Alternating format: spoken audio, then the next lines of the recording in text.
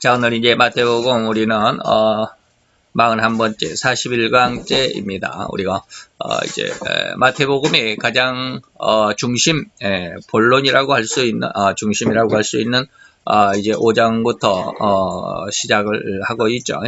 그리고 5장에서도 이제 서론격인 1, 2절을 다 살펴보았고 이제 그 본론 부분으로 들어가게 되는데, 우리가 지난 시간 한 시간 잠시 어떤 그 총론적인 그런 내용들을 살펴보았습니다. 오늘은 5장 3절 속에서 그 영과 혼을 구분할 수 있느냐라고 이렇게 제가 제목을 정했는데, 오늘은 물론 어떤 영에 대해서 아니면 혼에 대해서 그런 내용이 아니라 말씀 속에서 영이라고 하는 부분을 우리가 좀 참조할 만하다라고 해서 제가 이렇게 제목을 붙여봤습니다. 오늘 본문은 마태오 5장 3절입니다. 자, 우리 같이 마태오 5장 3절 오늘 본문을 다 같이 함께 봉독해 보도록 하겠습니다. 봉독합니다. 심령이 가난한 자는 복이 있나니 천국이 저희 것이며 라고 합니다. 자, 제가 마태오 5장 3절 우리가 흔히 말하는 팔복인데요. 우리는 팔복이라고 하지 않고 마지막 8번째는 결론으로 잡습니다.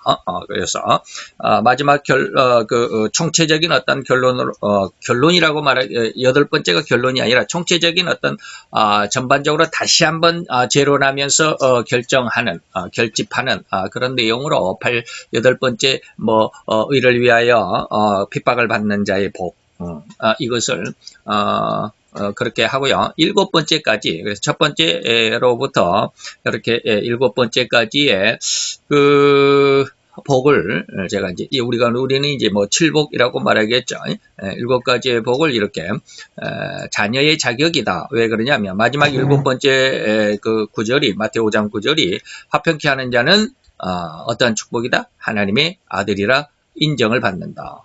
라고 그러죠. 그래서 화평케 함이 마지막 이제 하나님의 자녀로서의 온전한 자격이라고 이렇게 말하는데, 제가 물론 저희 스승 목사님이 이런 어떤 도표는 만들어 주시지는 않았습니다. 근데 제가 공부를 하고 또 제 나름대로 기도하면서 이렇게 한번 정해 봤습니다.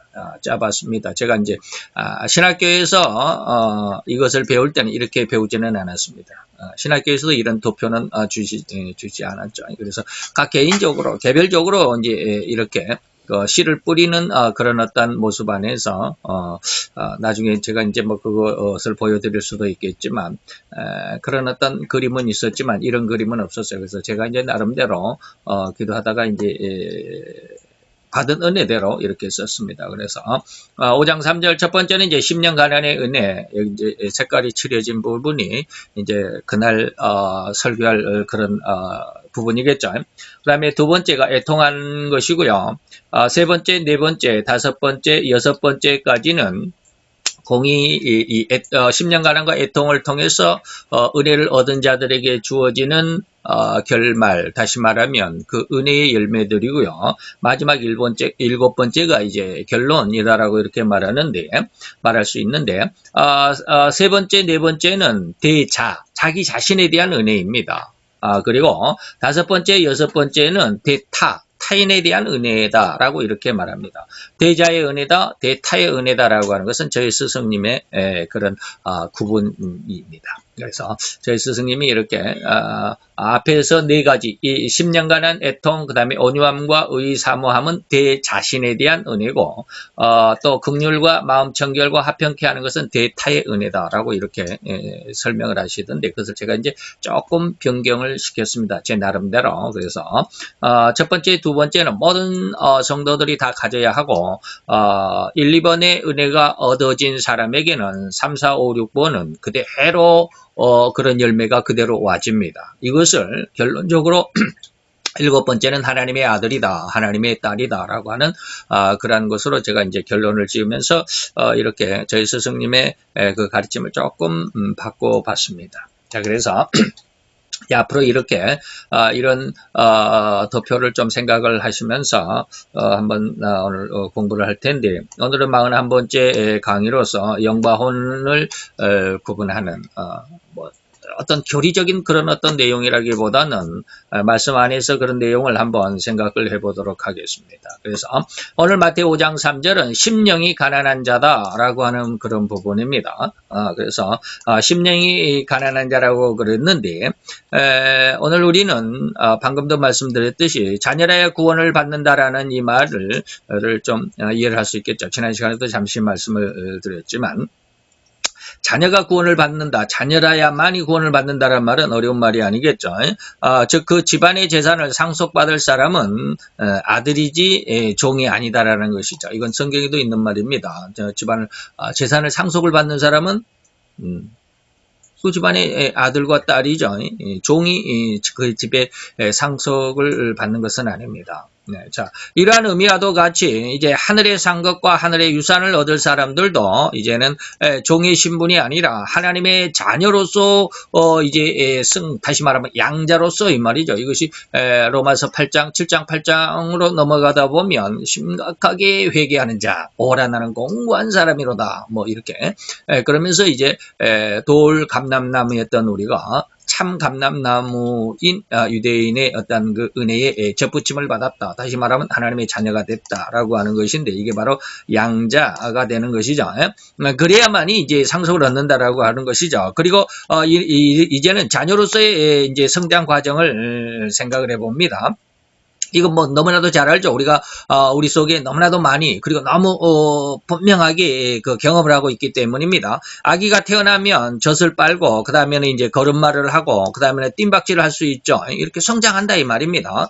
이렇게 하나님의 자녀의 성품도 성장해야만 한다라고 하는 것, 절대로 우리는 주의해야만 합니다. 제가 이제 맨 처음에 이 하나님의 은혜 이 7가지를 배우고서 이게 신앙의 성장일까?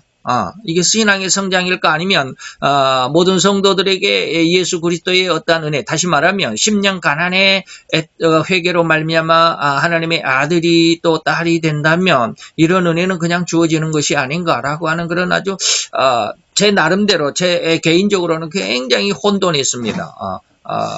이것이 잘 정립이 안 됐죠. 정립이 안 되고, 왜 그러냐면 우리가 회개를 할 때 애통이 있는 것 같기도 하고요. 또 예수를 믿는 사람은 때로는 또 온유한 마음이 없는 것도 아니고 말이죠. 그래서 예수를 믿는 사람들은 자기 감정을 좀 절제할 수도 있고 말이죠. 그래서 또 예수를 믿는 사람은 또 의를 삼아, 이 의는 뭡니까? 성경이라고도 할 수 있고, 예수요, 진리요, 뭐 이렇게 말할 수 있죠. 그래서 예수를 사랑하는 그런 마음도 없잖아 있고 말이죠. 그리고 남을 불쌍히 여겨서 뭐 전도하고 선교하고 하는 그런 어떤 열매도 있고, 그리고 또 마음이 깨끗한 것 같은 이제 예수를 안 믿는 사람보다는 더 마음이 깨끗해지려고 하는 그런 것도 있고, 그리고 많은 사람들 서로 이제 화평케 하는, 원수도 용서하려고 하는 그런 어떤 마음이 없지 않아 있기 때문에, 이게 도대체 신앙의 성장이라고 말할 수 있겠나라고 하는 그런 아주 많은 뭐라 그럴까, 잘 믿어지지 않고 잘 수용되지 않는 그런 뭐라 그럴까, 이게 의구심이라고 그래야 되나, 그런 어떤 마음이 상당히 많았습니다. 그래가지고 내가 모든 어떤 예수 그리스도를 믿는 신앙의 어떤 임상의 중심이다라고 이렇게 말할 수는 없지만, 또 예수를 늦게 믿은 제 자신의 어떤 신앙 안에서도 이렇게 비춰보니까 이런 7가지 은혜가 다 내게 있는 것 같더라고요. 그러다 보니까 이게 꼭 성장이라고 해야 되나라고 하는 이런 부분에 대해서 많은 갈등을 겪었습니다. 그러다가 상당히 오랜 시간, 한 20여 년 이상, 이것이 해결되지 않았어요. 그런데 어느 날, 영의 은혜를 알게 되고, 또, 성경 마태복음을 상당히 많이 반복해서 또 읽고, 다시 한번 공부하고, 그러다 보니까, 이게 성장이구나라고 하는 것이 확신이 들었습니다. 성장이구나. 신앙이 이렇게 성장해야 하는구나, 라고 하는 것이죠. 그래서 여러분들도 아마 이제 이러한 성장을 좀 다시 말하면 여러분 앞으로 계속 말씀을 드리겠지만 10년 가난의 어떠한 은혜가 있는 사람들은 애통의 은혜를 반드시 경험을 해야 합니다. 거의 많은 사람들은 애통의 은혜를 경험하지 않고 10년 가난함으로 인해서 나머지 7가지의 이러한 그리고 8번째까지 의로 말미암아 핍박을 받고 어려움을 당하고 거짓말로 묵은 기설 당하고 그래서 사회적으로 매장을 당하는 이러한 일들이 상당히 많거든요. 그런 사람들은 다 애통함을 거쳤느냐? 애통함을 거치지 않는 사람들도 그렇게 할 수 있습니다. 제가 요즘에 느끼는 게 그런 것들이거든요. 하나님께서 하나씩 알게 하는 게 그런 것들이에요. 꼭 애통함을 거치고 아니면은 사도행전의 1장 8절에 있는 성령 세례를 받아야만이 땅끝까지 가느냐? 그렇지도 않다라고 하는 거예요. 성령 세례를 안 받아도 땅끝까지는 갈 수 있어요. 뭐 그런 것을 지금 여기서 말씀드리지는 않겠습니다. 그러나 가다가 실패할 수밖에 없는 그런 어떤 많은 문제점들이 없잖아 있지만 하나님은 최종의 것을 말씀하신 그런 내용들인데 어떤지 그런 것들은 이제 나중에 기회가 되면 그것을 구분해 드리겠습니다만은 어쨌든지 우리가 이런 내용 안에서 이제 이 오늘의 이 마태 5, 6, 7장 다시 말하면 산상수훈에 대해서 천국의 어떤 뭐라 그럴까 이 담화문이라고 할 수 있는 이 천국의 담화문을 우리가 공부하는데 기준으로 삼을 수 있기를 바랍니다. 그래서 더욱이 이러한 하나님의 아들이라고 하는 축복을 받기까지 아들이라는 축복은 뭡니까? 마지막 7번째죠. 화평케 하는 자 무슨 축복이다? 하나님의 아들이라 인정함을 받는다라고 하는 것이죠. 여기까지 이르는 사람이라면 어딘가 다르게 보일 수밖에 없지 않겠나. 하나님의 아들 이미 뭐라고 그랬습니까? 앞에서 화평케 하는 자라고 그랬죠. 화평케 하는 자는 성경 곳곳에서 보면 원수를 사랑하라 내 이웃을 내 몸과 같이 사랑하라라고 하시는 말씀이 많습니다.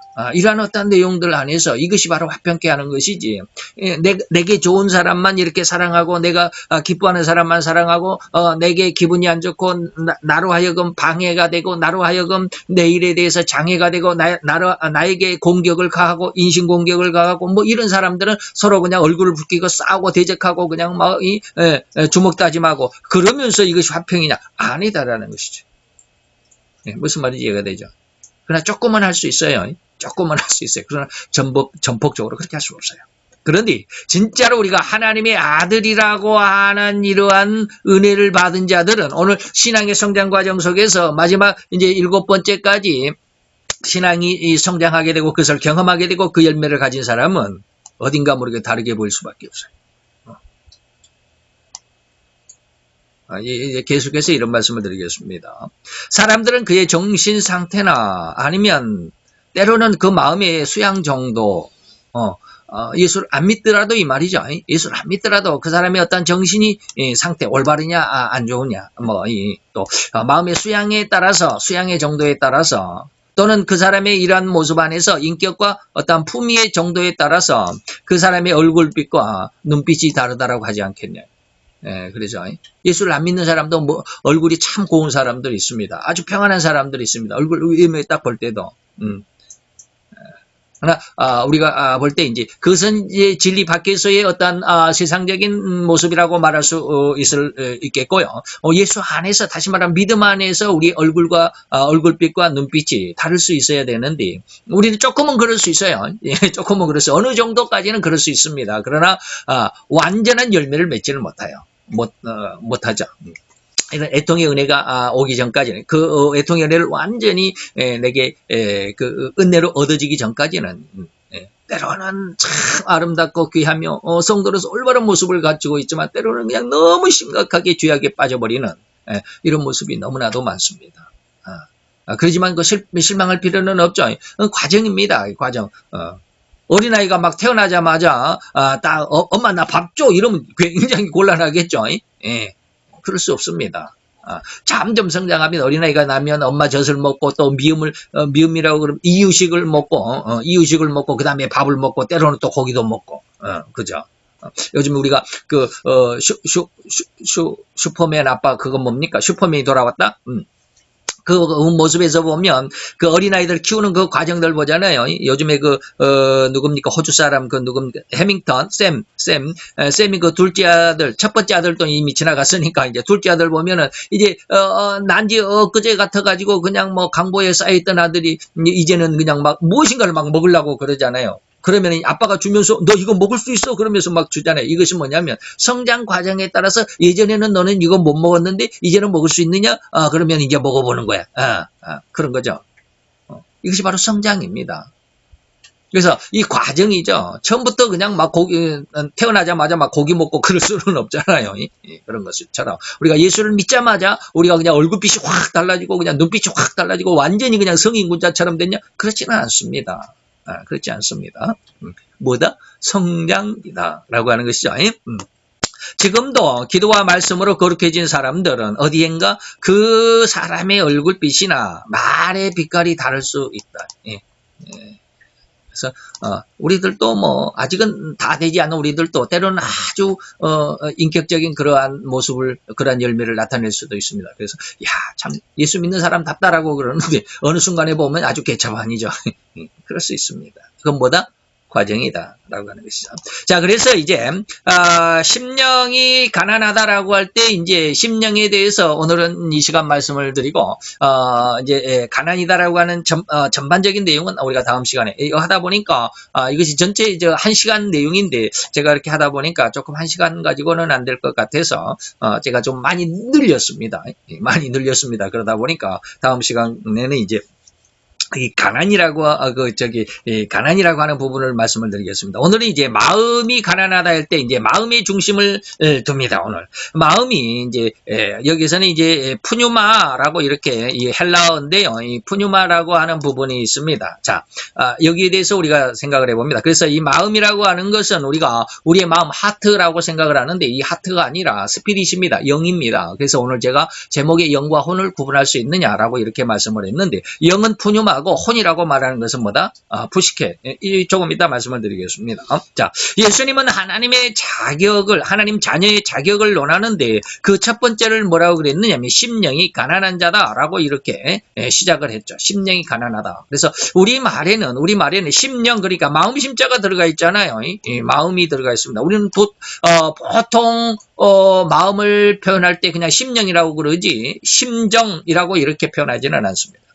때로는 이제 그렇게 구분해서 쓰는 사람도 있는데 거의 구분하지 않죠. 그냥 우리의 마음을 심령 상태, 우리의 마음 상태를 심령 상태 이렇게 이야기를 하니까 우리의 마음이라고 생각하는데 그래서 번역이 좀 우리말에는 좀 그래요. 우리말이 아주 그냥 세계적으로 아주 우수한 말이라고 저는 그렇게 자부합니다. 아주 표현이 너무 기가 막히죠. 그런데도 불구하고 이러한 모습에서는 아주 그런 아주 세밀한 묘사가 있음에도 불구하고 구분을 안 하는 것 같아요. 구분을 안 해요. 그래서 심령이라고 이렇게 표현을 했는데 그 번역을 이렇게 했는데 원래 이제 이게 헬라어를 제가 이렇게 캡처를 했습니다. 마테복음 마카리오이 그러면 이제 복이 있다라고 하는 말인데 뭐 호이 푸토코이토 푸뉴마티라고 이렇게 했는데 이제 가난이다라고 하는 게 푸토코인데 이것은 이제 다음 시간에 말씀을 드리고요. 심령이라고 말할 때 이 푸뉴마라고 하는 말을 썼습니다. 우리말로 심령으로 번역을 했는데 이 말을 이 푸뉴마라고 하는 이 말을 영어로 보니까 뭐라고 그랬냐면 스피릿이라고 그랬습니다. 그래서 KJV는 뭐냐 킹 제임스 버전에서는 뭐라고 그랬느냐면 블레스드 축복이 복이 있다. 라고 했습니다. 뭐라고 했냐? poor in spirit.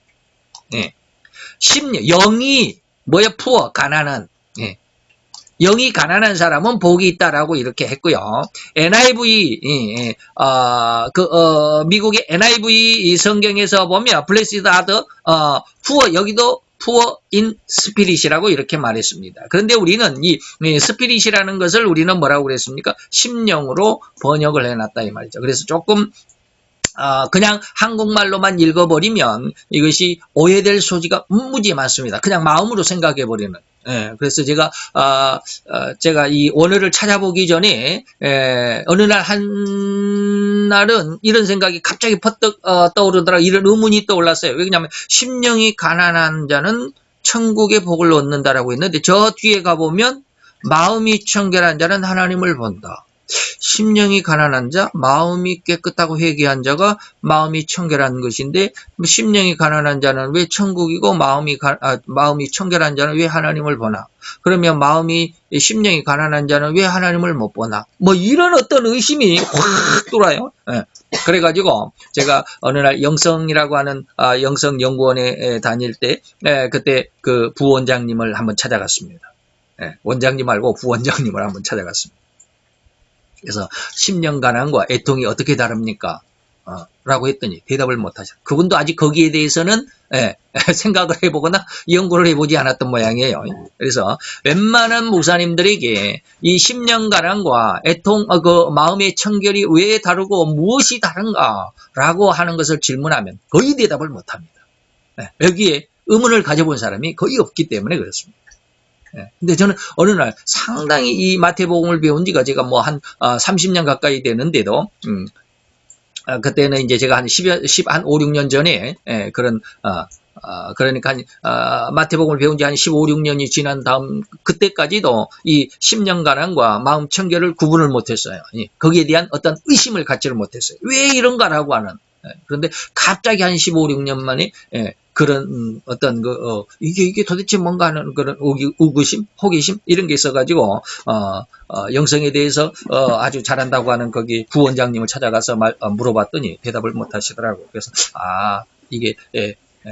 이게 생각하고 연구하고 이렇게 하는 사람이 많지 않구나라는 것을 그렇게 느꼈는데 어쨌든지 이제 넘어갑시다. 그래서 이 심령은 마음이 아니라 뭐다? 스피릿, 영이다라고 하는 것입니다.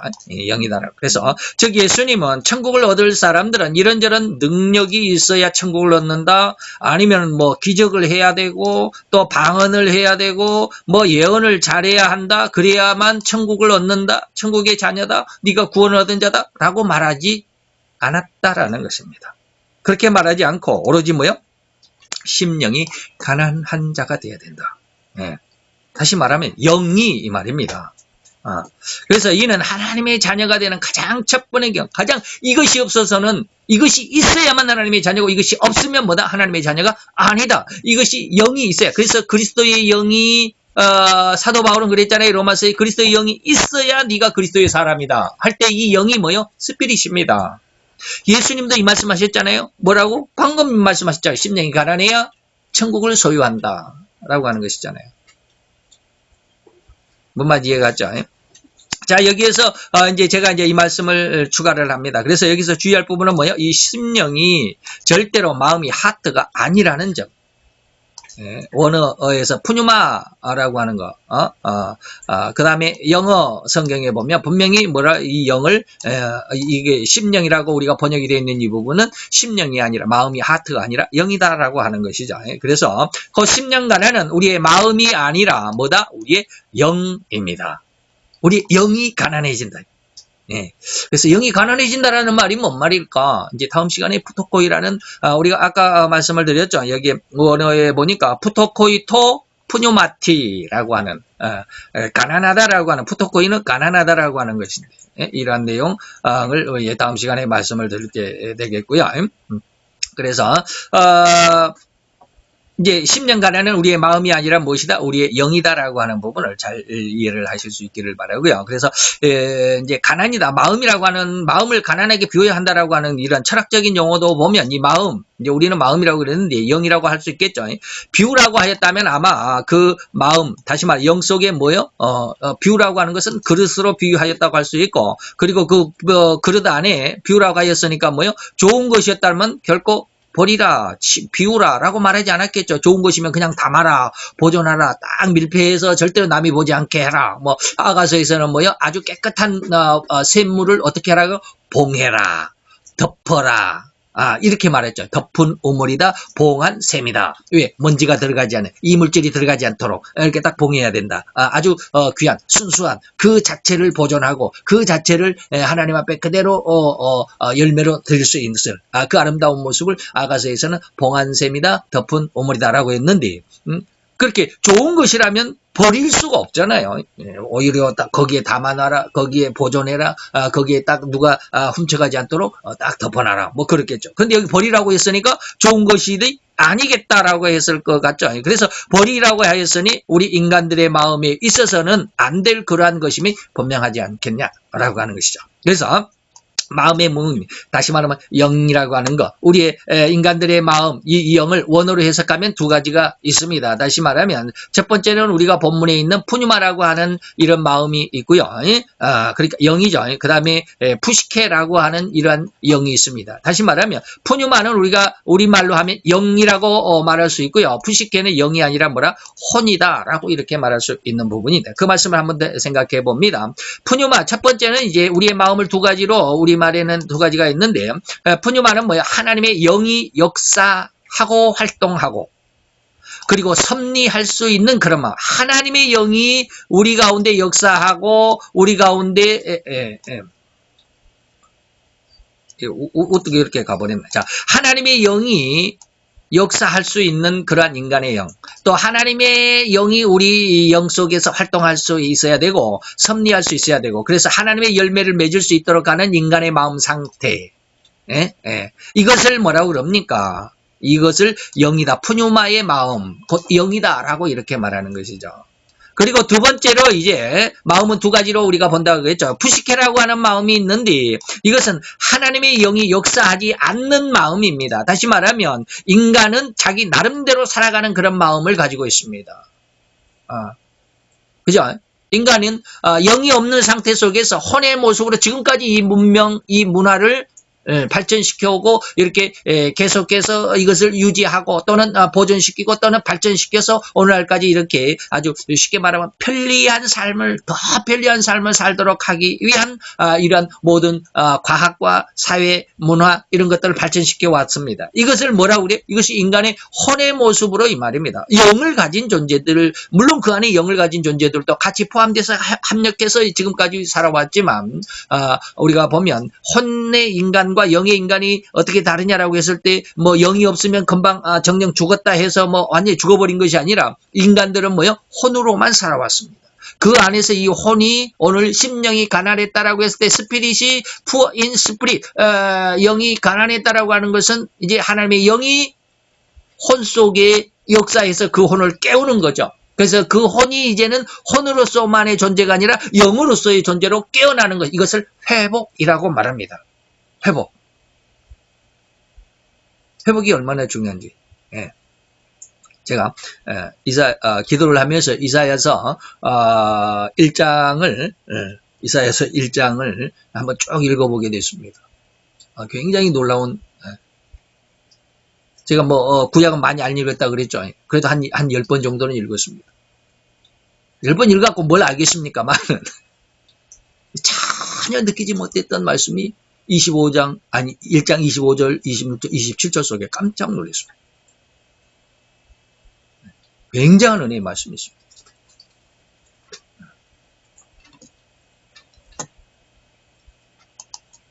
한번 볼까요?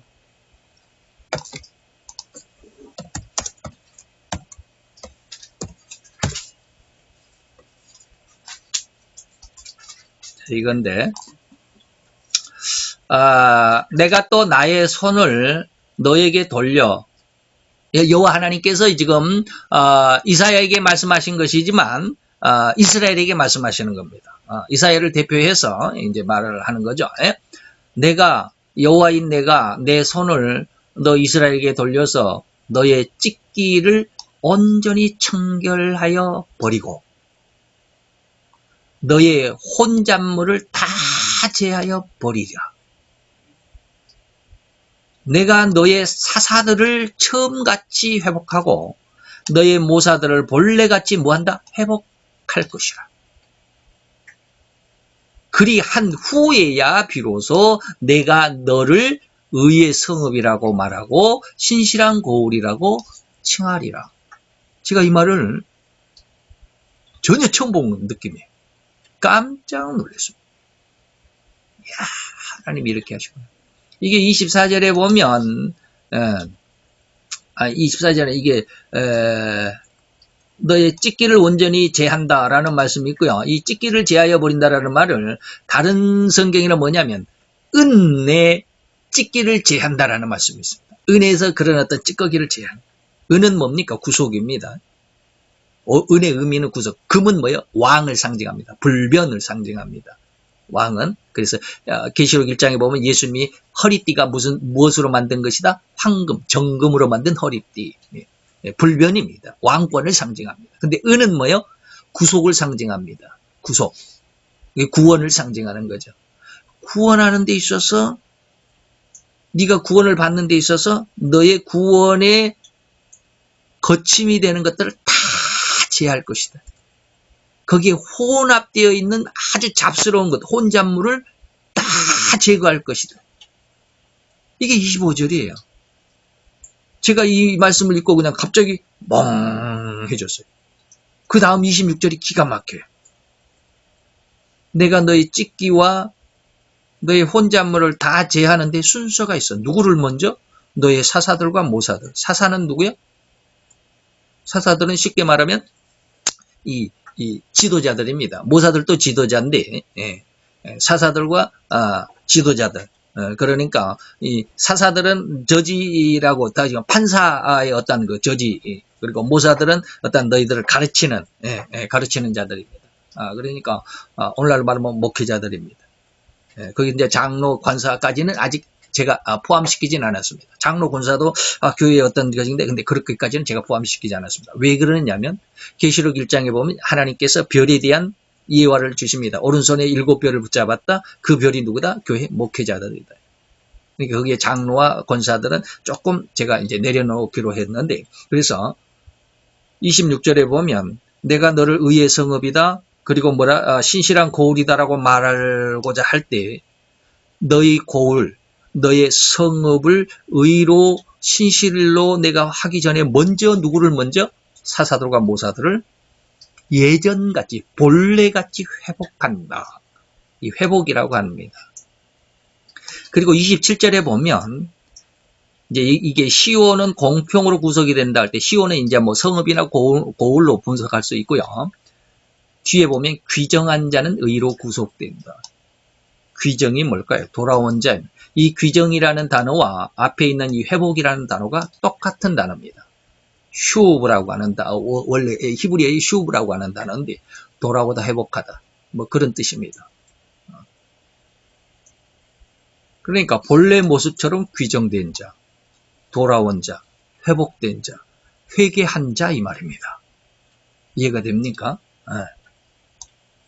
그래서 이제 물론 이제 거기서 제가 조금 다른 은혜, 방금 제가 26절을 이렇게 말씀을 드렸는데 모사들과 사사들, 그래서 목회자들이 하나님을 훈련시킬 때 너무 강력하게 훈련시킨다라는 것을 느끼게 됐습니다. 목회자들을 그렇게 하나님께서 바꾸고 나서야 성도들을 바꿉니다. 왜? 그가 하나님을 대신해서 바뀌어진 그 성품을 가지고 회복된 성품을 가져야만 그가 회복된 성품으로 성도들을 쭉 이끌어갈 수 있기 때문에. 그런데 이 바뀌어진 성품을 가진, 다시 말하면 정확한 목회자가 없으면 전부 다 뭐가 돼? 양떼가 돼서 제갈길로 다 가버려요. 그런 제갈길로 가는 것을 방지하기 위해서 하나님은 먼저 한 사람, 이스라엘을 구원하기 위해서 사사 한 사람 삼손이 필요했던 것처럼 하나님의 고울, 하나님의 성읍을 의로 정결하고 성실함으로 순결함으로 인정하기 위해서 하나님의 사사들, 모사들을, 다시 말하면 오늘날의 목회자들을 먼저 훈련시킨다. 제가 그걸로 해석이 팍 오면서 그냥 완전히 얼어붙었습니다. 그 순간. 이게 뭡니까? 이게 바로 이런 뜻입니다. 인간의 혼에 하나님의 영이 역사하면 이 혼이 뭐가 돼요? 영이 푸뉴마가 됩니다. 영이 됩니다. 이겁니다. 그러나 이제 아직은 영의 은혜, 다시 말하면 하나님의 영이 역사하지 또 하나님의 영이 활동할 수 없는 그러한 심령, 혼의 심령, 아직은 하나님을 인정하지도 못하고 하나님 의지하지도 못한 푸뉴마가 되기 전에 푸시케의 모습으로만 살아가는 이러한 사람들. 이것을 지금 제가 그래서 영과 혼을 지금 여러분들이 푸뉴마다 푸시케다라고 하는 말로 지금 구분을 해드리는 겁니다. 온 세상 사람들은 거의 푸시케다라는 것이죠. 물론 예수를 믿는 믿음으로 인해서 이제 이 푸시케가 푸뉴마로 변화되는, 회복되는 은혜다. 라고 하는 것이죠. 그래서 제가 신락원이다, 또 뭐 복락원이다라는 말씀을 옛날에 많이 썼습니다. 예, 회복해야 된다. 예, 그래서 영이 회복한다. 그런데 그 마음은 나름대로, 다시 혼은 나름대로는 가장 선하고 가장 도덕적이고 가장 양심적일 수가 있습니다. 그죠? 예수를 안 믿는 사람들은 다 악하냐? 그렇지 않아요. 예수를 믿는 사람들은 다 그러면 선하냐? 그렇지도 않다고 그랬습니다. 아직은 성장의 과정이니까. 그래서 다 그렇다 할지라도 또한 수많은 사람들에게 존경을 받을 만한 그런 사람이었을지라도 그에게는 한치의 틈이라도 하나님의 영이 자리 잡을 수가 없다. 어떤 마음이? 푸시케의 마음은 아직은 하나님의 영이 역사하지 않는. 다시 말해 하나님의 영이 그들을 계속 문을 두드리고 마치 그 예수님이 계시록 뭐 3장 20절 이것은 좀 다른 부분이지만 자우지한 그 그림처럼 그냥 계속 하나님은 우리의 마음을 열어주기를 하나님 계속 우리에게 요구하고 있습니다. 근데 우리가 그 하나님의 영을 받아들여야 되는 건데 이게 하나님의 은혜입니다만 이것까지 다 이야기하려면 너무나도 시간이 걸리는데 어쨌든지 우리가 계속해서 하나님의 복음을 드려야 되는데 하나님을 안 믿는 사람들은 어떻게 할 것이냐? 하나님을 안 믿는 사람. 그걸 제가 시편 105편에서인가 찾아봤습니다. 105편은 요셉에 대한 이야기고 66편인가? 시편에 보니까 그렇더라고요. 아멘. 그러죠. 예수님도 내가 어미 날개 아래 그 병아리를 모으려 했지만 너희들이 나한테 나오지 않았다. 이게 마태 24장에 예수님께서 감람산 중턱에서 예루살렘을 바라보면서 눈물을 흘리면서 예루살렘아 예루살렘아 네가 참 안타깝다. 멸망이 눈앞에 있지만 네가 보지 못한다. 그런 내용으로 아주 안타까워하면서 예루살렘을 보고 우셨잖아요. 그 심성, 그 마음이 시편에 기록이 되어 있더라고요. 아멘. 내가 너희를 불러도 너희들이 내게 나오지 않았구나. 그래서 내가 너를 버렸다. 라는 말이 시편에 기록이 되어 있어요. 이거 로마서 1장입니다. 로마서 1장에 3번 버렸다고 그랬잖아요. 상실한 마음에, 부끄러운 마음에, 그리고 또 정욕의 마음에 내버렸다라고 3번 버렸습니다. 이것이 시편에 그대로 기록이 되어 있더라고요. 깜짝 놀랐습니다. 야, 여기도 이런 말씀이 있고. 어쨌든지 그렇습니다. 이런 푸시케의 마음은 하나님이 그렇게 문을 두드려도 그들이 문을 안 열어주니까 하나님이 버린 그런 심성. 그럼에도 불구하고 버렸다고 해서 하나님이 아예 쳐다보지도 않느냐. 계속해서 하나님은 버렸다 할지라도 계속해서 그를 찾아갑니다. 그래서 그에게 계속 복음을 전합니다. 돌아오라고. 그래서 그럼에도 불구하고 그들은 한치의 틈이라도 하나님의 영의 자리가 하나님의 영을 역사할 수 있는 그런 자리를 내어줄 그런 마음이 없죠. 마치 짐승과도 같은 결과를 맞이할 수밖에 없는 그런 심령의 상태를 푸시케라고 말합니다. 자, 곧 인간이 범죄하여 타락함으로 인해서 우리는 원래는 영으로 창조를, 푸뉴마로 창조를 받았는데 이 푸뉴마가 이제 타락 범죄에서 혼의 상태로 오늘날까지 이러한 인간의 역사, 그 세상 역사를 이루며 살아온 것입니다. 이러한 인간의 역사는 물론 거대한 하나님의 섭리하심과 주관하심이 분명할지라도 인간의 그 타락한 심성은 곧 죄성으로 말미암아 서로 미워하고 시기하고 질투하면서 심지어는 서로 죽이기도 하는 개인전 또는 국가전. 국가전은 뭐라고 그래요? 전쟁이라고 말하죠. 국가적인 전쟁으로만 얼룩진 역사를 이루며 살아왔다고 할 수밖에 없습니다. 이것이 바로 영이 없는 혼, 푸시케의 삶이며 이 혼으로만 살아가는 인간은 곧 욕망과 야망과 그리고 감정과 혈기로만 살아오고 살아가는 인간의 절대 변할 수 없는 죄의 본연의 모습이 바로 이 푸시케 혼입니다. 그죠? 이러한 혼을 가지고 아무리 많은 공부를 하고 아무리 많은 수양을 쌓아도 오늘날 지금 난리법석이잖아요. 우리나라만 해도 난리법석이잖아요. 그렇게 그냥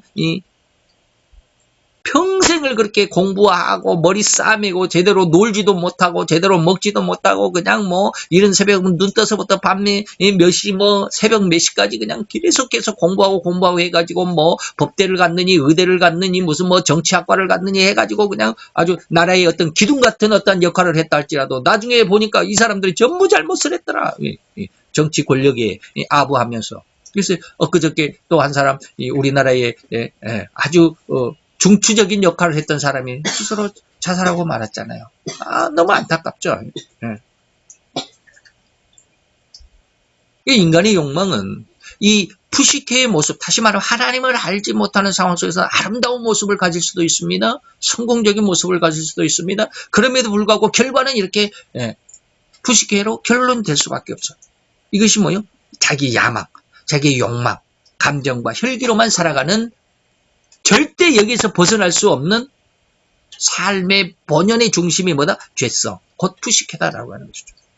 인간은 이 혼의 삶에서 결코 한 발자국도 벗어날 수가 없음을 우리는 기억해야만 합니다. 다음은 이러한 10년 가난의 의미를 살펴보게 되겠는데, 죄인된 우리의 혼이 하나님의 긍휼로 인해서 은혜로 주신 영을 받아들임. 제가 아까 말씀드렸습니다. 이 푸시케가 하나님의 영을 받아들이게 됨으로 인해서 영으로 이제 푸시케가 푸뇨마로 거듭났다라는 것입니다. 그런데 이 거듭난 상황을 우리말로는 뭐라고 그랬어요? 가난하다. 영어로는 poor라고 해요. poor in spirit. 영이 가난해졌다. 라고 번역이 돼 있죠. 그래서 거기에 보니까 가난하다는 말을 푸토코이라고 이렇게 말을 했는데, 이 푸토코이에 대해서는 이제 다음 시간에 우리가 다시 한번 생각해 볼 것이고요. 자, 곧 우리 인간의 영이 에덴 동산에서 뱀, 곧 사단의 유혹으로 인해 범죄함으로 타락함이 되어 무엇이 영이 혼이 되어 버렸습니다. 이거 이해가 되죠? 이를 하나님은 정령 죽었다라고 말합니다. 살아있는데 죽었다라고 말합니다. 이것은 뭐예요? 혼은 살아있지만 영이 죽어버렸다. 영이 죽었다는 말은 하나님과 교제가 안 된다, 단절됐다, 끊어졌다, 가로막혀버렸다 이 말이에요. 이것을 하나님과의 교제가 끊어져 버린 그런 상황을 하나님은 죽었다, 영이 죽었다라는 말로 표현한 겁니다.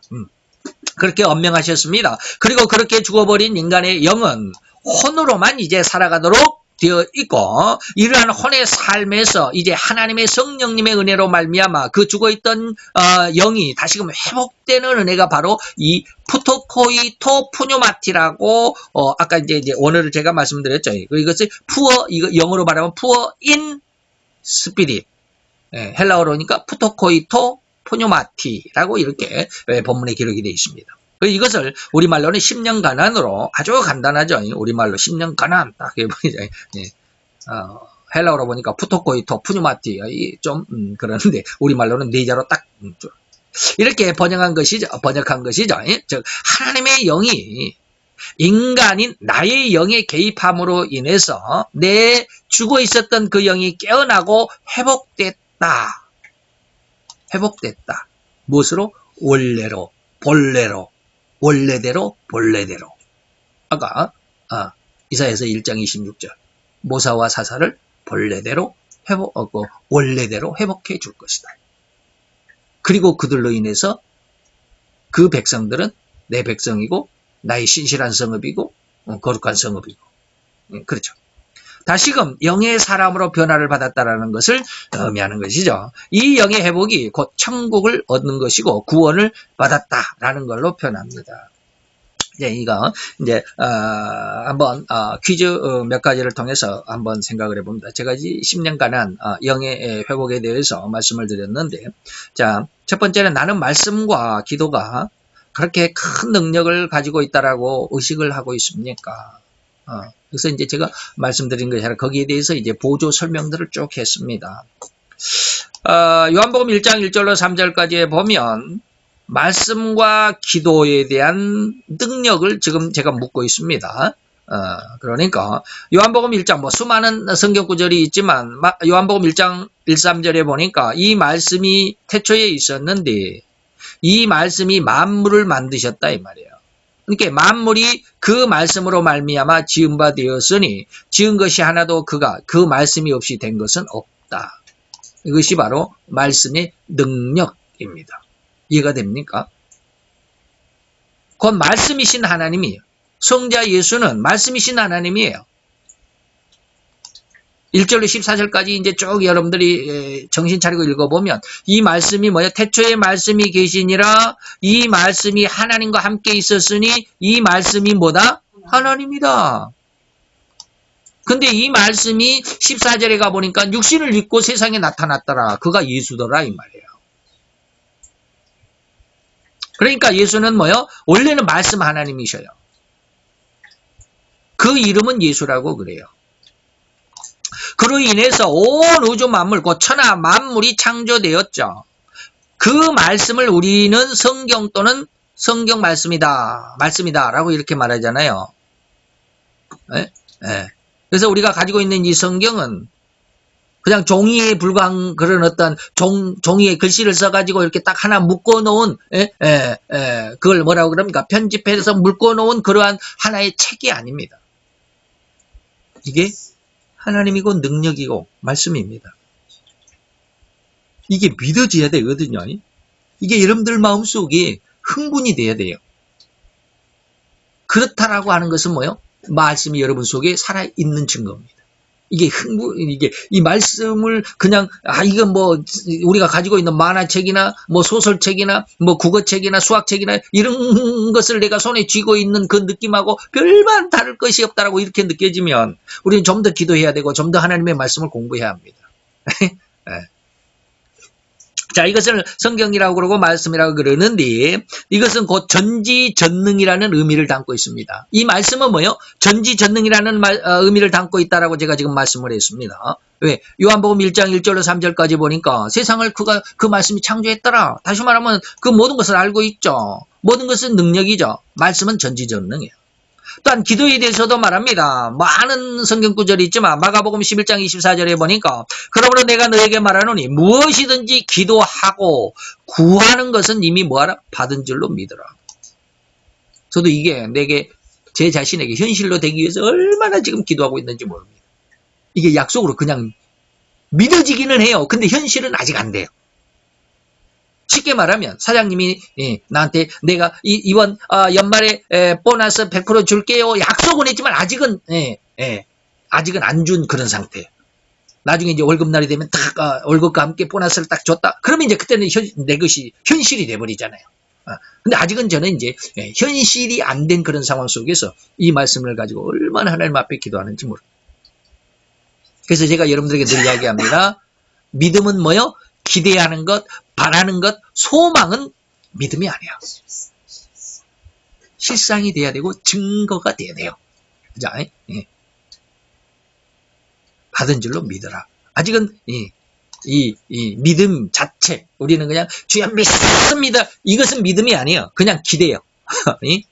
하나님 이번에 우리 아들 뭐 어디 이 대학에 가도록 해주십시오. 하나님 믿습니다. 이것은 아직 믿음이 아니라 기대요. 소망이요. 정말 그 기도대로 이제 내 아들이 좋은 대학에 갔다. 그 대학에 원하는 대학에 갔다. 그러면 그것은 실상이고 현실이고 증거가 되는 거예요. 그때 그것을 믿음이라고 그래요. 자, 즉 이는 말씀은 인간에게는 물로 하나님이 삼위일체에 대해서 제가 여러분들에게 늘 말씀드렸던 것처럼 우리의 모양을 따라 우리의 형상대로 그때 그 말씀이신 하나님이 삼위일체 하나님이 우리 인간에게 그 모양과 형상대로 주었다고 한다면 성부 하나님의 형상은 우리에게 마음을 주셨고 성자 예수님은 정체가 뭐요? 말씀 하나님이시잖아요. 그러니까 그 말씀의 특성인 말을 인간에게 선물로 형상으로 주었습니다. 이것이 바로 인간에게 말입니다. 우리가 지금 제가 이렇게 떠들고 있는 이것이 말이잖아요. 믿음은 인간에는 마음에 해당하는 것으로 볼 수 있습니다. 그리고 된다라고 했을 때 이것은 성령의 능력의 은혜라고 할 수 있습니다. 다시 말하면 오늘 이 한마디 속에서 마가복음 11장 24절 성경 전체가 다 그런데 지금 제시한 이 마가복음 11장 24절 안에서 삼일체 하나님의 모양, 형상, 모양과 형상이라는 은혜가 다 들어있습니다. 두 번째입니다. 나의 마음 중심에는 무엇이 자리하고 있다고 확신하십니까? 내 마음속에 지금 무엇이 자리하고 있을까? 자, 여기서 제가 이제 신앙의 성장 세 가지를 이렇게 이제 구분을 했습니다. 처음에 초신앙 때. 초신앙 때는 뭐예요? 자기 주장과 자기 사상, 자기의 감정이 절대로 주인입니다. 예수를 믿는다고 하는데, 교회 교인이라고 하는데, 내가 뭐 집사고 장로고 권사고 심지어는 목사를 할지라도, 아직은 이 초신앙 때라고 그랬는데, 영적인 모습, 신앙의 어떤 그 가치 속에서 이 말이에요. 자기 주장과 자기 욕심, 자기 마음대로 합니다. 예수를 믿어도. 그런데 여기서 조금 신앙이 성장한 사람들은 어떻습니까? 그래서 신앙생활 중에 신앙으로 인해서 이런저런 어려움이나 역경을 만날지라도 결코 이를 힘들어하는 부분이 없지는 않아 힘들고 고통스럽고 괴롭고 이래 안 그랬으면 좋겠다라고 하는 이런 안타까운 마음이 있지만 오히려 이러한 어려움이나 이러한 역경을 신앙의 성장의 기회를 삼고 즐거워하는 부분이 더 커졌다. 옛날에 초신앙 때는 자기가 힘들면 하나님 왜 이렇습니까 하고 막 대들고 하나님 앞에 그냥 막 반대하고 따지고 막 그러는데 신앙이 성장하면 안 그래. 이게 나에게 뭐 뜻이 있겠구나. 이렇게 이제 그것을 어려움을 성장의 기회로 삼는다 이 말이죠. 그리고 마지막 이제 세 번째는 완성된 신앙이라고 말하는데 이것을 저는 이제 뭐라 말하냐면 영의 신앙이다라고 이렇게 말을 합니다. 이럴 때는 이러나 저러나 아무런 상황 다시 말해 순경은 뭐예요? 경찰을 순경이라고 하는 게 아니고 순한 환경, 아주 부드러운 환경. 내가 잘 나가는 우리가 수풍에 돛을 단 듯하다라고 그러잖아요. 수풍에 돛 단 듯처럼 그냥 촤 일사천리 뭐 만사가 그냥 막 형통하는 이런 상황을 순경이라고 말하고요. 반대는 역경이라고 말하죠. 아주 힘든 환경. 순경이나 역경일지라도 모두 다 즐거워하는 신앙으로 성장에 들어갔다.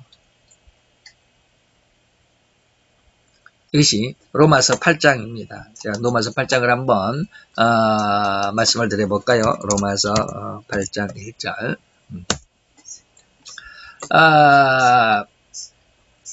5절에 보면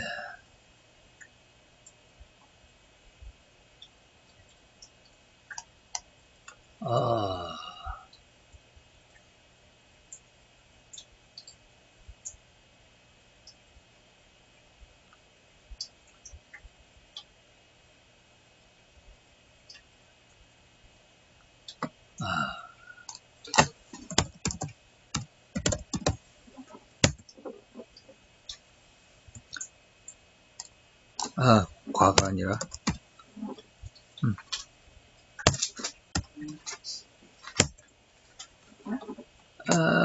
로마서 5장 2절 자 보세요. 처음에 영에 대해서 쭉 로마서 이제 8장 로마서 5장이죠. 로마서 5장 8장이 아니라 5장이네요. 로마서 5장에 보면 이제 하나님 앞에 우리 신앙의 성장을 이야기하는 첫 번째 단계는 뭐라고 그러느냐면 뭐라고 그래요? 하나님의 영광을 바라고 즐거워한다라고 이렇게 표현하고 있습니다. 보이십니까? 2절에 우리가 하나님의 은혜 안에 믿음으로 말미암아 하나님의 은혜에 들어가는 하나님 앞에 들어가는 그 은혜 안에서 영광을 보고 지금 나에게 막 하나님 예수를 믿으면 이런 거 줄 거야 하나님을 믿으면 이런 거 줄 거야 이런 거 좀 막 그런 어떤 기대감을 가지고 처음에는 그런 어떤 신앙이 성장하는 거예요. 초보 단계가 하나님의 영광만을 보고 즐거워하는 거예요. 과정은 생각할 수가 없어요. 그죠? 하나님께서 뭘 주신다 뭐 그것만 가지고 있어요. 그 다음에 두 번째로 보면 환난 그 3절에 보면 뭐라 그러냐면 환난 중에도 뭐요? 즐거워한다라는 말씀이 있습니다. 이제 신앙이 성장하면 처음에는 막 영광만 즐거워하다가 두 번째는 뭐요? 환난을 이런 어려움 있으면 이런 어려움 속에서 하나님의 또 은혜가 있겠지 하고 환난을 즐거워합니다. 그러다가 뭐라고 그러느냐면 저 뒤에 몇 절가 있나? 자, 11절에 보면 주 예수 그리스도로 말미암아 뭐에서? 하나님 안에서 즐거워한다라는 말씀. 즐거워한다라는 말이 3번 들어있습니다. 로마서 5장에. 이것이 뭡니까? 제가 지금 여러분들에게 말씀드린 이런 내용입니다. 세 번째는 뭐요? 순경이나 역경이나 첫 번째는 뭐요? 하나님의 영광만 영광으로 자기 주장대로만 살아가고 두 번째는 뭐요? 이 어려움을 신앙의 어떤 성장의 과정으로 삼을 수 있는 그런 조금 신의 성장이죠. 근데 이제는 순경이나 역경이나 다 즐거워합니다. 근데 아직 저는 역경을 즐거워할 아직 그런 신앙은 아닌 것 같더라고요. 힘들 때 너무 많아요. 그래서 하나님 앞에 이런 저런 기도를 합니다. 하나님 왜 이렇게 하나님 영을 알기도 하셨고 이 말씀을 다 제가 믿을 수 있고 믿기로 작정을 했고 믿어지는데 왜 안 됩니까? 하나님 앞에 늘 기도합니다. 하나님 앞에 영을 알았다. 뭐 제가 늘 그런 말씀 많이 드리잖아요. 그런데도 제 기분이 안 맞고 내가 뭐 어렵고 뭐 물질적으로 어떻게 어떤 어려움에 봉착하면 너무 힘들합니다.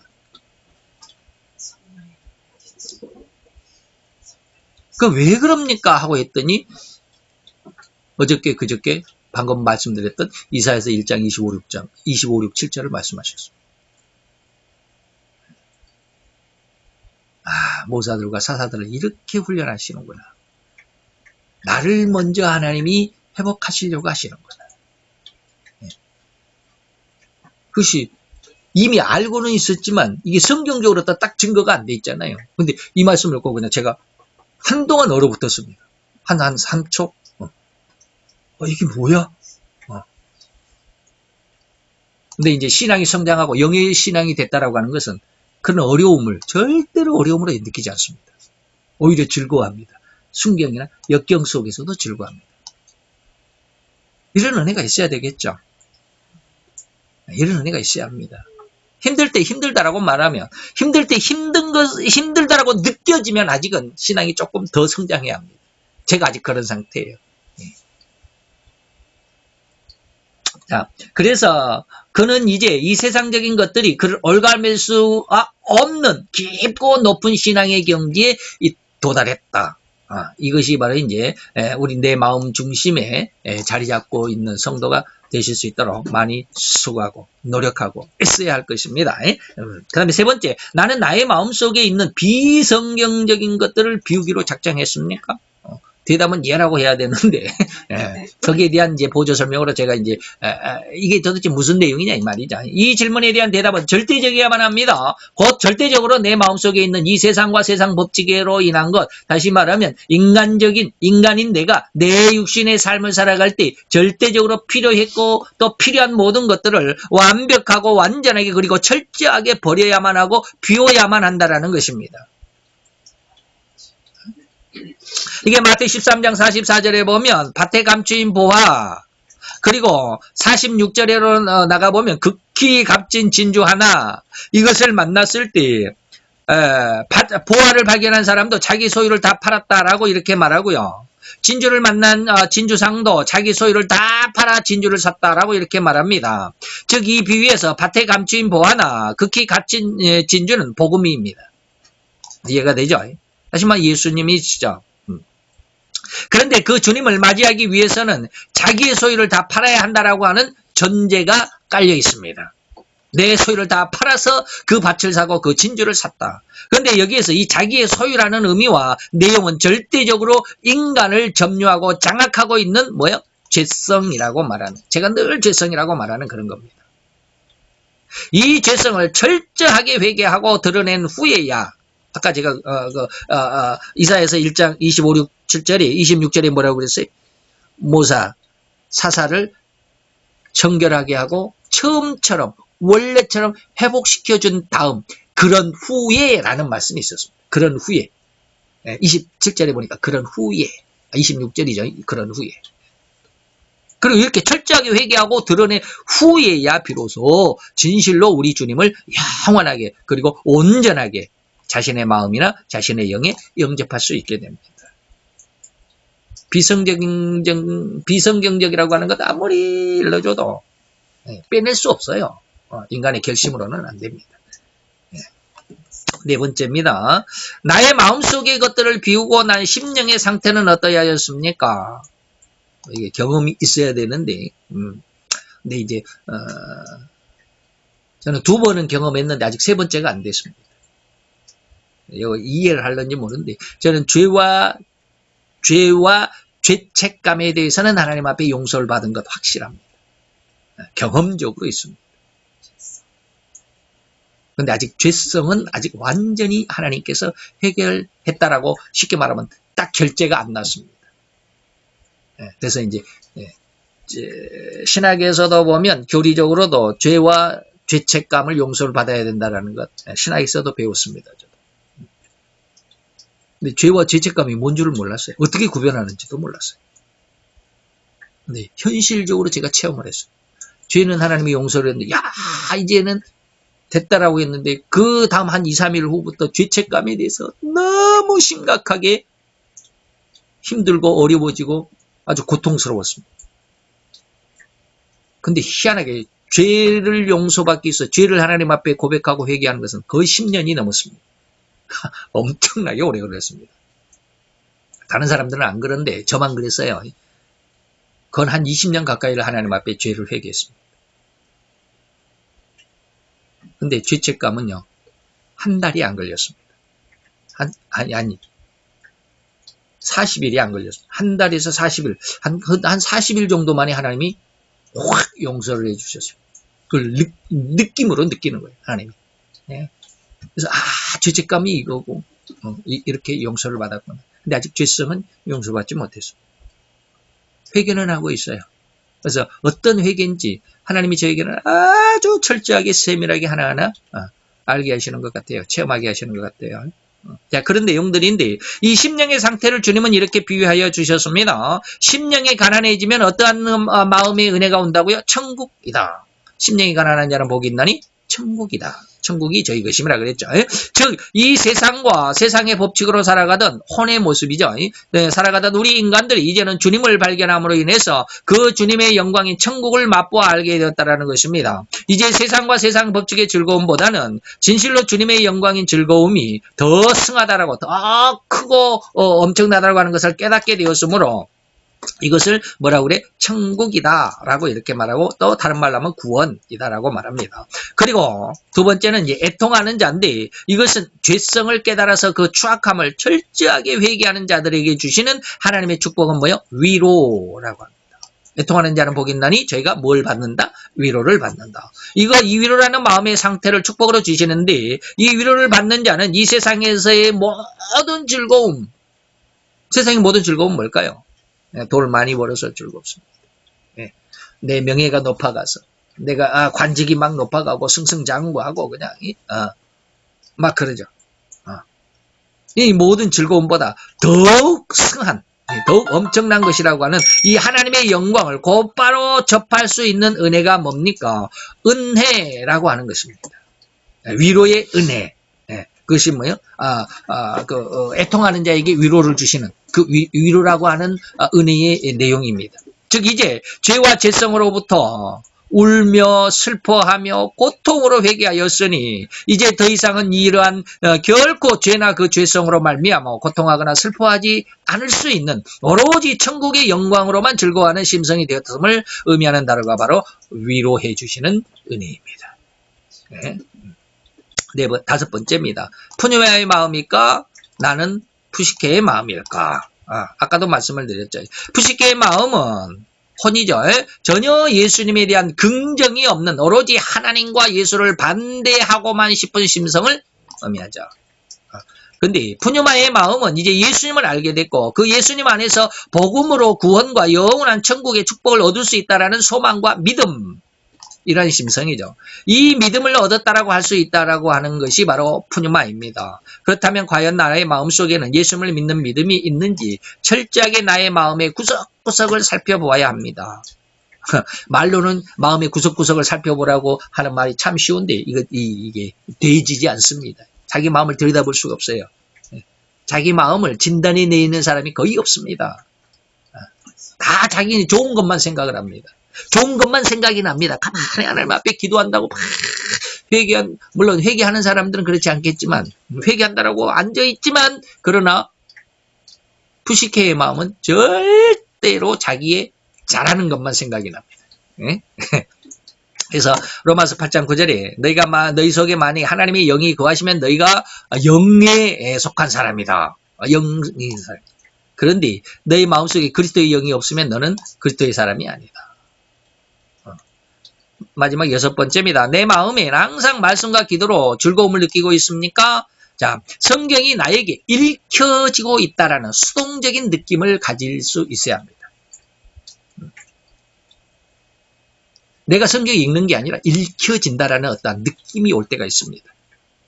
그렇다면 그 심성은 진실로 구원과 하나님의 은혜의 심성이라고 절대로 단언할 수 있습니다. 하나님의 은혜가 없이는 성경이 읽혀질 수가 없기 때문입니다. 읽혀진다라는 것은 수동의 의미입니다. 능동이 아닙니다. 곧 자기가 성경을 읽는다라고가 아니라 성경이 나에게 읽혀진다라는 느낌입니다. 기도도 역시 마찬가지입니다. 그 각 개인의 성도의 신앙의 깊이와 그 신앙의 정도에 따라서 기도하는 느낌이 다릅니다. 이제 제가 여기 세 가지로 이제 이야기를 했는데 나중에 뭐 제가 따로 시간 내서 이 기도에 대해서도 한번 해볼까 합니다. 자, 처음 초신앙 때 육신적인 신앙이라고 말하는데 이때는요, 기도하는 자세가 오로지 세상적인 성공과 축복의 기준을 가지고 기도합니다. 이해가 됩니까? 하나님, 나 이번에 이런 사업을 해야 됩니다. 하나님, 나 이때 이런 대학을 목표로 해서 이렇게 공부합니다. 아직 초신앙 때는 그 세상적인 성공, 세상적인 축복, 행복 이것만을 가지고 하나님 앞에 기도합니다. 다른 거 기도할 수 없습니다. 처음 초신앙 때는 그래요. 그래도 그거 굉장히 훌륭하죠. 나가 기도 이것을 말하고 있습니다. 곧 신분이 높아지는 것을 축복이라고, 또 물질의 풍요함이 이것이 하나님의 축복이라고, 또 소유의 풍성함, 또 세상적으로 웅장한 것, 이것을 성공이나 축복의 기준으로 삼는 상황이 초신앙 때 기도 상황입니다. 이런 것들을 위해서 많이 기도합니다. 내가 우리 교회에서 11조 제일 많이 하게 해주십시오. 하나님, 나를 도와주십시오. 막 그러잖아요. 마태 24장에 보면 제자들이 예수님에게 예루살렘의 성전의 웅장함을 자랑삼아 나섰음을 여러분 보십니까? 마태 24장 1절에 보면 예수께서 성전에서 나와서 가실 때에 제자들이 성전 건물들을 가리켜 보이려고 나왔다. 예수님, 이 성전 좀 보십시오. 이 46년 동안 금과 은이 사이사이에 들어있습니다. 예수님 얼마나 웅장합니까? 세계 7대 불가사의 하나예요. 이것이 바로 세상적인 심성입니다. 그러나 신앙을 알게 되고 말씀의 깊인 진리를 어느 정도 알게 되는 성도는 이제 자기중심적인 그런 내용에서 성장해서 진리를 중심한 기도를 드리게 되는 단계에 이르게 되는데, 물론 이때도 절대로 자기 주장과 의도에 의해서 기도가 드려지는 것은 사실입니다. 기도의 방향이 틀어졌을 뿐 자기가 기도하는 것입니다. 두 번째 단계까지도. 곧 기도의 제목을 가지고 나가죠. 그래서 단적으로 표현하자면 능동적인 기도의 단계입니다. 물론 초신앙 때도 능동적이지만, 초신앙 때는 능동적이라고도 말하지 않고 그냥 욕심적인 기도다라고 이렇게 말할 수 있겠지만, 두 번째는 자기가 기도하는 겁니다. 하나님, 우리 교회가 이래야 되겠습니다. 우리 목사님이 이렇게 도와주십시오. 우리가 이렇게 선교해야 하겠습니다. 하나님, 하나님의 영광을 위해서 하나님이 하라고 하신 이 일에 대해서 내게 주신 이 사명이 있으니까 이 사명을 이렇게 하겠습니다. 능동적인 기도입니다. 그런데 이 능동적인 기도에도요, 다음 기회에 어떤 기회가 있으면 이러한 성도의 기도에도 이 두 가지로 분리할 수 있습니다. 이것이 믿음의 기도, 믿음의 단계라고도 말하고요. 또 하나 진리의 단계라고 이렇게 말할 수 있습니다. 두 번째 단계를. 이런 걸 뭐 나중에 말씀드리고요. 그리고 신앙의 진정한 의미를 접하게 된 성도, 이제 영으로 성장했을 때 이러한 기도는 완벽하게 인간적이거나 세상적이거나 육신적인 내용은 호리만큼도 내포되지 않는 기도입니다. 오직 하나님만 기도합니다. 하나님께만 기도합니다. 세상 사람들이 전혀 관여할 수 없는, 오로지 하나님의 역사하심을 즐거워한다. 그리고 하나님이 나를 이끌어가는 주관하심을 들여다볼 수 있는 그러한 은혜가 있기 때문에, 그것을 또 느낄 수 있기 때문에 육신의 삶이나 세상의 삶이 힘들지라도 결코 이 힘든 상황에 흔들리지 않습니다. 아까 순경이나 역경이나 뭐 이런 말씀을 했죠. 오로지 하나님으로만 즐거워하는, 그래서 세상의 역경이나 순경에 흔들리지 않고 따르지 않고 오직 하나님으로만 즐거워하는 기도를 드릴 수 있는 신앙이라고 할 것입니다. 이런 기도, 이런 능력의 성도가 되어야 되겠죠. 그래서 제가 예전에 그런 말씀을 드렸죠. 하나님의 평강, 하나님의 은혜가 어디가 있을까? 세상이 쉽게 말하면 이제 7년 대환란, 후 3년 반의 그 대환란이라고 있는데 어디 가면 좀 피할 수 있을까? 그래서 뭐 요즘에 예전에 얼마 전에 이단이라고 그렇게 지목을 받아가지고 법적으로도 지금 구속의 상태가 있는 어느 여자 목사님, 제가 한번 말씀드린 적이 있죠. 피지섬으로. 근데 피지섬을 왜 그렇게 했을까? 저는 잘 몰라요. 근데 일반적인 학자들이, 예수를 안 믿는 사람들이에요. 일반적인 학자들의 견해 속에서 세상이 마지막 대환란, 3차 전쟁이 일어날 때 가장 안전하고 세 곳을 지목을 했는데 첫 번째, 두 번째는 모르겠어요. 2번, 3번은 잘 모르겠어요. 첫 번째가 피지섬이에요. 희한하죠. 왜 그랬는지 모르지만 자꾸지간 세상적인 학자들도 이 지구상에 어려움이 오고 환란이 올 때 피하는 제일 조건이 어디냐? 피지섬이라고 그러더라고요. 그래서 그랬는지 어쨌는지 잘 모르겠지만 그래서 저도 이제 한동안은 하나님의 은혜 가운데서 이러한 광야의 하나님의 예비한 초소 계시록 12장이죠. 그것을 위해서 많이 기도했습니다. 그러다 보니까 우리나라의 무인도섬이나 또 뭐 행정력이 그렇게 강하게 미치지 않는 그런 어떤 조그마한 섬 이런 것들을 많이 찾아보기 시작했습니다. 한 달쯤 있다가 하나님이 갑자기 그런 말씀하시죠. 기도하는데 환난 중에 평안이다. 그것이 지금 상당히 오래됐습니다. 한 2년? 한 2년 정도 됐어요. 그 말씀을 주신 지. 근데 한 2주 전에 그 말 뜻이 무엇인 줄 확 느꼈어요. 이게 이런 뜻이네? 물론 환난 중에 평안이다라는 말씀을 느꼈지만 지금 제 몸으로 지금 느끼고 있어요. 그걸 느끼지 못, 2년 전에는 그 말씀을 느끼지 못했어요. 환난 중에 평안이야. 지금 그게 무슨 말인 줄 알겠죠? 제 몸에 느끼고 있다라는 말은 제가 직장암 3.5기 세상 사람들이 가장 무서워하는 병이 암이잖아요. 그것도 초기도 아니고 1기도 아니고 2기도 아니고 3.5기야. 0.5기만 한 두어 달만 늦게 갔으면 두어 달만 늦게 발견했으면 4기로 다시 말기로 확 번져가지고 어떻게 손을 쓸 수도 없었을 거예요. 아주 그때 타이밍. 3.5기는 3기하고 4기의 차이는 암이 전이가 됐느냐 안 됐느냐의 차이예요. 근데 3.5기는 암이 전이 되려고 막 한 발을 딱 뻗어는 한 점이 림프관으로 딱 스며들었을 때 그리고 이게 몇 달 지나면 확 퍼져버리죠. 그러면 이제 4기가 돼버리고 이게 암이 전이가 이제 세력을 뻗치려고 시작한 점이 3.5기예요. 바로 그 순간에 제가 발견했거든요. 예? 그러니까 그러한 상황 속에서 세상 사람들이 가장 무서워하는 병, 암에 대해서도, 암 속에서도 저는 굉장히 암에 대한 두려움이나, 어떤 불안함이나, 이런 무서움이 없다고 그랬잖아요. 하나님이 지금 나에게 이것이 아닐까. 이 느낌이 한 2, 3주 전에 그런 느낌이 확 와요. 그래서, 이게 환난 중에 평안이란 말이 이거구나. 내가 환난 중에 있지만 전혀 환난으로 느끼지 않고 평안함 속에 있구나. 하나님 이걸 말씀하신 거구나. 현실적으로 느끼는 거예요. 예전에는 하나님이 그런 말씀을 주셨으니까 대환란이 와도 하나님의 어떤 예비전 정서가 있겠구나라고 하는 것을 의식하고 느끼지는 하지만 현실적으로 내가 느끼고 있다라는 것을 느꼈을 때 이것이 바로 이제 그러한 것이 제가 늘 이야기를 하지만 이것이 내 병에 대해서만이 아니라 내 전체적인 총체적으로 이런 은혜가 내게 임해져야 된다라는 말씀을 제가 많이 드리잖아요. 이게 바로 오직 하나님으로만 즐거워할 때 그것이 일어납니다. 이게 영의 은혜이고 이기는 믿음이고 이기는 권능입니다. 늘 이러한 은혜 가운데 함께 할 수 있기를 바라면서 오늘 영과 혼에 대해서 조금 구분할 수 있는 그래서 우리는 영의 모습으로 빨리 성장하고 영에서도 진정한 우리가 죄성까지 10년 가난해서 더 성장해서 이제 애통을 말씀을 드리겠지만 애통의 은혜까지 성장하는 그런 하나님의 딸로 잘 성장하셔 주셨으면 대단히 감사하겠고 또 이렇게 되기를 축원해 드립니다. 기도합시다. 할렐루야 주님 오늘도 여호와의 은혜와 은총을 감사를 드리나이다. 주의 영광 앞에 있는 하나님의 귀한 자녀들 위해 주님 축복하시고 오늘 이 시간 아버지며 우리의 마음이라고 생각하는 그 영의 어떠함을 그 상태의 변화 아버지의 그 상태와 변화 속에서 우리가 어떻게 하나님 앞에 내 자신을 드릴 것인지 내 마음, 내 영을 드릴 것인지 결정하며 결론짓는 귀한 은혜의 시간이 된 줄로 믿습니다. 이 시간 속에 하나님의 말씀의 역사가 우리의 심령 중심을 세워갈 수 있고 믿음의 굳건한 뿌리, 기반이 될 수 있는 귀한 시간으로 주님 삼을 수 있도록 은혜 내려 주시옵소서.